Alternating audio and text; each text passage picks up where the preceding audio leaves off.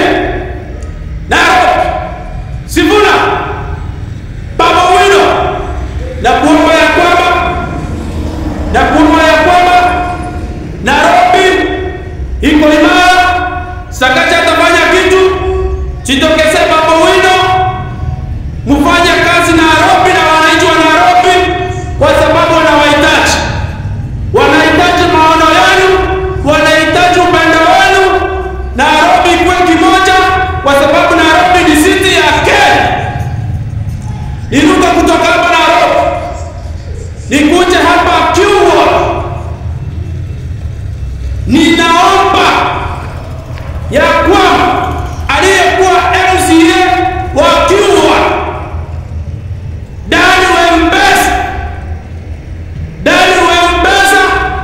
mahali huko, Dani Wembesa mahali huko, tunajua wewe unataka kiti ya MP ya Githurai Sub-County mahali huko, na kuomba Dani Wembesa kwa sababu ulifanya kazi mzuri sana ukiwa MCA wa Kiua, na sasa Githurai tumepewa Sub-County, na kuomba mahali huko hii kiti ya MP chitokeze kwa sababu tupeleka driving. Kama mimi Keritu mwenye ninaongea hapa, najivunia kuwa dereva wa magari, dereva wa pikipiki, kwa sababu ni wewe ulifanya nikajua kusika steering. Na kuomba chitokeze na vijana wengi hawana driving license, vile ulifanya ile wakati kuja kwa wingi vijana wako driving license, kwa mama wako driving license, wajue kuendesha magari kwa wingi. Nikienda Mwingi Ward, mimi wa mama wa Mwingi Ward anajulikana kama Dona MCA wa Mwingi Ward, na kupongeza sana Dona kwa sababu nimeona kazi unayofanya. Umeanza kutengeneza mitaro pale, unafanya kazi mzuri, soko sio chafu, na kuomba Dona uendelee hivyo, kwa sababu wananchi wa Mwingi Ward wanakutambua kama wewe Dona mama. Unajua mama akiwa mahali hata kwa nyumba kitunguu kinuka, unajua ni mama ametengeneza kitunguu na duka mzuri. Mwanaume kutoka kwa nyumba akiwa amenara, unajua ni mama amefanya huyo mwanaume akangara aende kutafuta. Lakini sasa wewe Dona ulipewa kazi na wananchi wa Mwingi Ward, na niliona unawasaidia pala sewage huko chini kwa mto, maji ikikii watu kwa manyumba yao. Na ninakuomba uendelee hivyo, Mwingi Ward ing'are kabisa. Asante sana Dona mahali huko, Mungu akubariki kama Keritu.